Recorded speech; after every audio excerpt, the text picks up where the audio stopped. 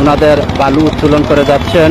কিন্তু এখানে এলাকাবাসীর সাথে যতটুকু আমরা আলোচনা করে দেখেছি যে এই গুরুত্বপূর্ণ দোলাই সেতু রক্ষা করার জন্য এই আজকের এই রাস্তা অবরোধ। আমরা এই মুহূর্তে দেখে দোলাই সেতুর উপর শত শত ট্রাক এবং মোটরসাইকেল, সিএনজি, মালবাহী, পাথরবাহী, বালুবাহী সব ধরনের গাড়ি এই মুহূর্তে বন্ধ রয়েছে। এলাকাবাসীর সাথে আমরা আলোচনা করে দেখেছি যে ওনারা বলছেন যে দোলাই সেতু দক্ষিণে কবরস্থান এবং খেলার মাঠ, এই খেলার মাঠের দক্ষিণ থেকে করার জন্য উপজেলা প্রশাসনের প্রতি অনুরোধ জানিয়েছেন।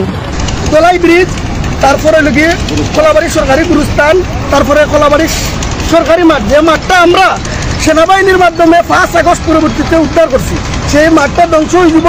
সবচেয়ে বড় কথা লগিয়ে এই ব্রিজটা যদি ধ্বংস হয় রাতের আধারে লাগে লিজ হয়েছে টিওনার সীমা নির্ধারণ করিয়া না দেওয়া পর্যন্ত আমরা এই সড়ক অবরোধ করবো এবং সম্পূর্ণ শান্তিপূর্ণভাবে করবো।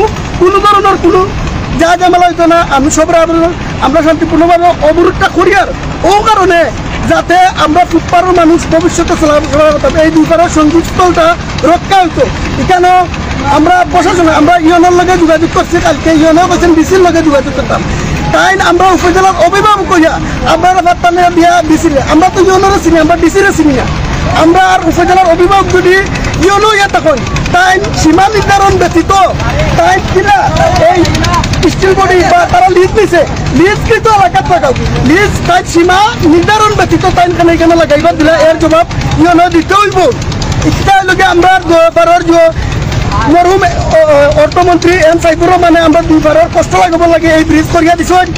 এই ব্রিজটা রক্ষার লাগে আমরা দীর্ঘদিন ধরে আন্দোলন করলাম। দীর্ঘ এখন আমরা প্রশাসন নির্বাক থাকায় আমরা রাস্তার টানতে বাধ্য হয়েছি।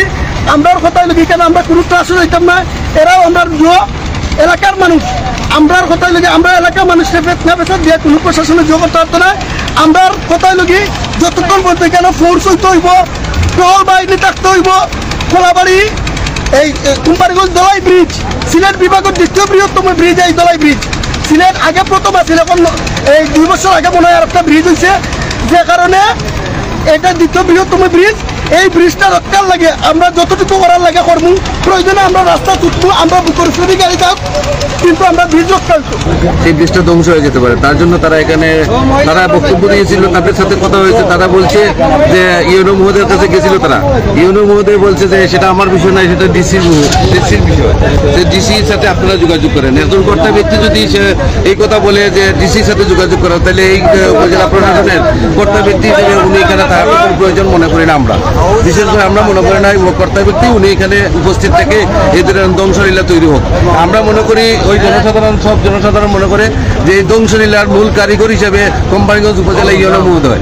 অতএব অবিলম্বে এই যানজট নিরসনে কোম্পানিগঞ্জ উপজেলা প্রশাসন বলবো অনতিবিলম্বে সেই যানজট থেকে নিরসন করে মুক্ত করে উপস্থিত সমস্যার সমাধান করে দেওয়ার জন্য অনুরোধ জানাচ্ছি ওনাকে। আর উনি যদি এই পদক্ষেপ না নেন তাহলে আমরা মনে করবো ওনার সাথে জড়িত আছে, আমরা এটাই বলতে চাইতেছি।